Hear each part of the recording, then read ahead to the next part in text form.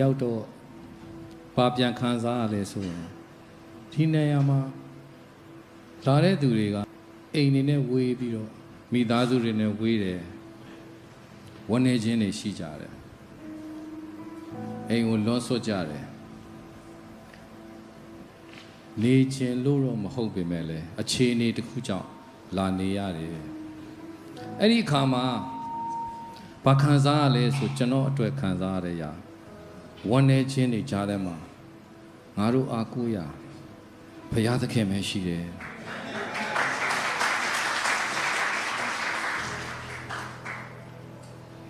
ဒီနေရာဟာငိုကြွေးတဲ့နေရာဘုရားသခင်အရှိမဒူးထောက်ပြီးငိုကြွေးတဲ့နေရာရင်ထဲကရှိတာကိုဖွင့်ချပြီးတော့ကိုရောရဲ့နှစ်သိမ့်ခြင်းကိုခံတဲ့နေရာဖြစ်တယ်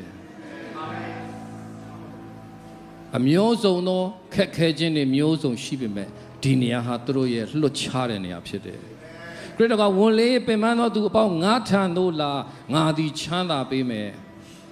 အဲ့ဒီဝန်အားလုံးချတဲ့နေရာကဒီနေရာဖြစ်တယ်ဒါကြောင့်ဒီဟာသင်းအုပ်တွေအားလုံးဒီမှာရှိတဲ့အမှုတော်ဆောင်တွေအားလုံးအထူးသဖြင့်ကိုမိဘအိမ်နဲ့ဝေးနေကြတဲ့မိသားစုတွေအများကြီးပါအားလုံးဟာအမျိုးစုံသောပင်ပန်းခြင်းတွေနဲ့ဖြစ်နေတယ်ကျွန်တော်ကိုတစ်ချိန်လုံး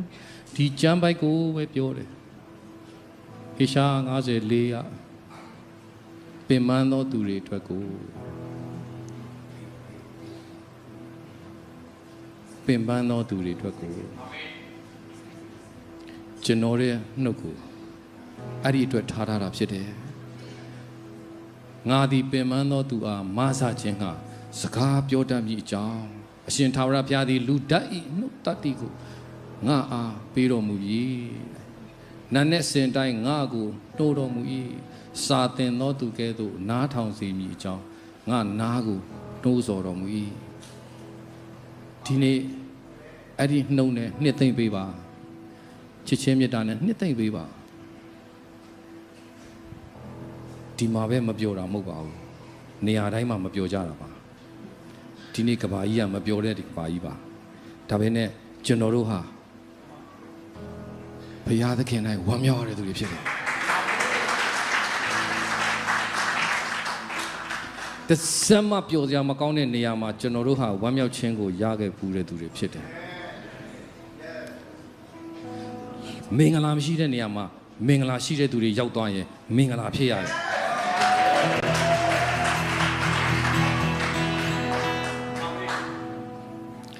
ဤလောကကြီးကတဲ့ဘုရားသားတို့ပေါ်ထွန်းခြင်းကိုအလွန်တောင်းတတယ်အဲ့ဒီတောင်းတခြင်းကအဲ့ဒီဘုရားသားတွေကအဲ့ဒီနှုတ်နဲ့ရှိတော်သူတွေဖြစ်တယ်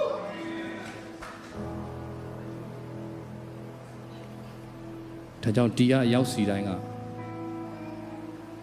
အမှုတော်ဆောင်လို့ကိုတတ်မှတ်လို့ရှိရင်တင်တို့အရင်ဆုံးယူရတဲ့အရာကဘုရားသခင်ရဲ့ချစ်ချင်းမေတ္တာကိုဖြစ်တယ်ချစ်ချင်းမေတ္တာနောက်ကိုမှီအောင်လိုက်လို့တဲ့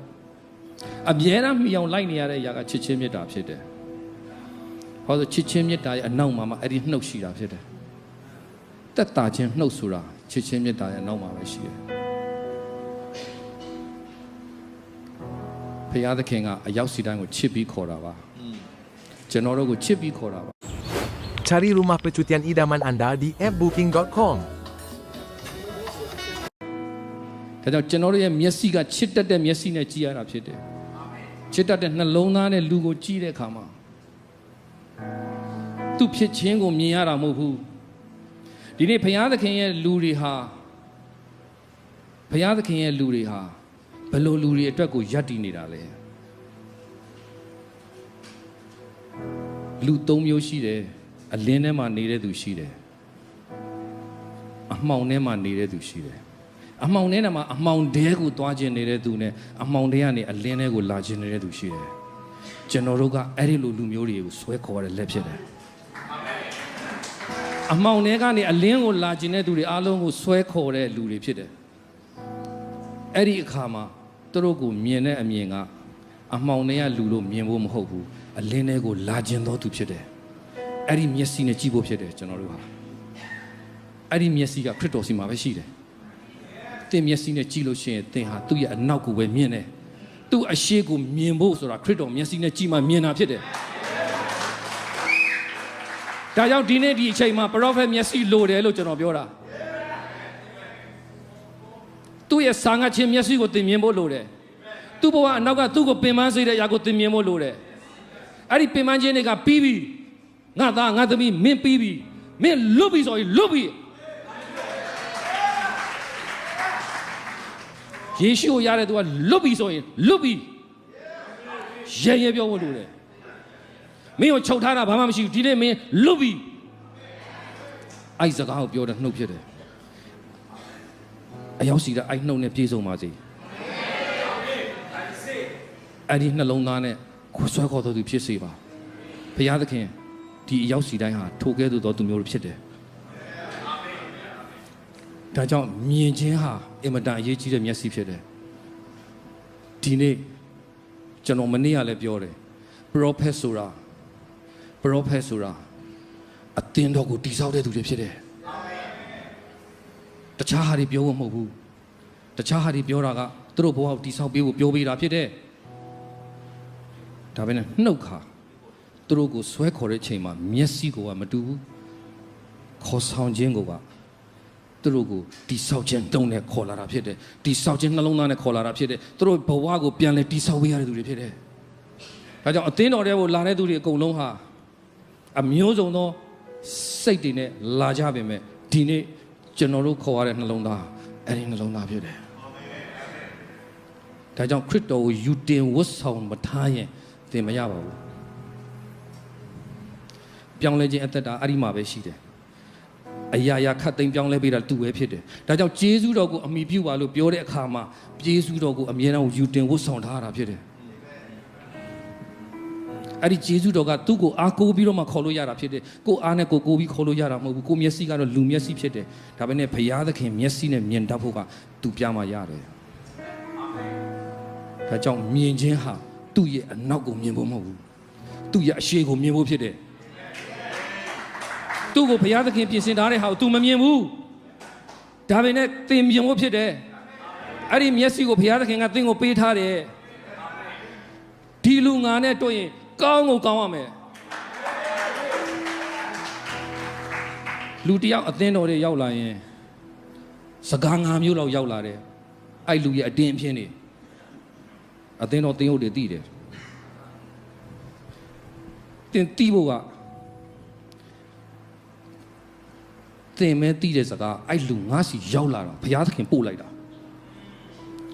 तू ကောင်းကောင်းမကောင်းကောင်းအဲ့ဒီလူကငါနဲ့တို့ရကောင်းကိုကောင်းရမယ်ဟေးလောကကြီးကဘုရားသခင်လူတွေကိုတောင်းတတယ်ဆိုအဲ့ဒါကိုပြောတာဘုရားသခင်ရဲ့မျက်စိနဲ့ကြည့်ဖို့ဖြစ်တယ်အဲ့ဒီလိုလူမျိုးကိုဆွဲခေါ်ဖို့ဖြစ်တယ်အဲ့လိုလူမျိုးကိုဖက်ဖို့ဖြစ်တယ်အဲ့လိုလူမျိုးကိုနားလဲပေးဖို့ဖြစ်တယ်မင်းကဘယ်သူမှနားမလဲနေငါနားလဲတယ်အဲ့ဒါငါကခရစ်တော်၌ရှိတော်စိတ်တော်ဖြစ်တယ်ဒီလိုကိုအရင်မြင်ပြီးမှ तू ဘုရားကိုမြင်မှာဖြစ်တယ်အဲ့တော့ကျွန်တော်တို့ရဲ့နှလုံးသားကသူ့ကိုဒီလိုစိတ်နဲ့ဆွဲခေါ်ရတာဖြစ်တယ်သူ့ကိုချစ်တတ်တဲ့စိတ်ကိုပြပါနားလည်မှုကိုပေးပါအမျိုးမျိုးသောပုံမကြခြင်းမျိုးစုံရှိပါလိမ့်မယ်ဒါပေမဲ့သိဖို့ကလူတွေဟာပုံမကြပါဘူးတင်ပုံကြဖို့ဘုရားသခင်သင်စီပို့တာမဟုတ်ဘူးသူပြုပြင်ပေးဖို့သင်စီပို့လိုက်တာဖြစ်တယ်ဒီအရာကိုနားလဲပါတင်ပုံစံသွင်းလို့မရပါဘူးသူ့ကိုဘုရားသခင်ကသူ့ရဲ့ဖြစ်ခြင်းကိုလက်ခံပေးဖို့နှလုံးသားပေးထားတာဖြစ်တယ်ဒါပေမဲ့ဒီလူဟာအရင်တုန်းကဘဝကဒီလိုဖြစ်ပင်မဲ့ဒီနေ့ဒီချိန်မှာသူဟာမင်းဘက်ကမင်းအားဖြင့်ငါ့ကိုတွေ့ဖို့ဖြစ်တယ်အဲ့တော့မှလူရှိမှအလင်းဖြစ်တယ်ဆိုတော့အဲ့လိုလူမျိုးကိုပြောတာအာမင်ဘုရားသားတို့ဤပေါ်ထွန်းခြင်းကိုဤလောကကတောင်းတတယ်တင်တို့အားလုံးဟာအလင်းဖြစ်ုံနဲ့မဟုတ်ဘူးလောကကြီးကတောင်းတတော်သူများဖြစ်ပါစေအာမင်အာမင်ရောက်စီတိုင်းဘုရားခင်ကောင်းကြီးပေးပါစေ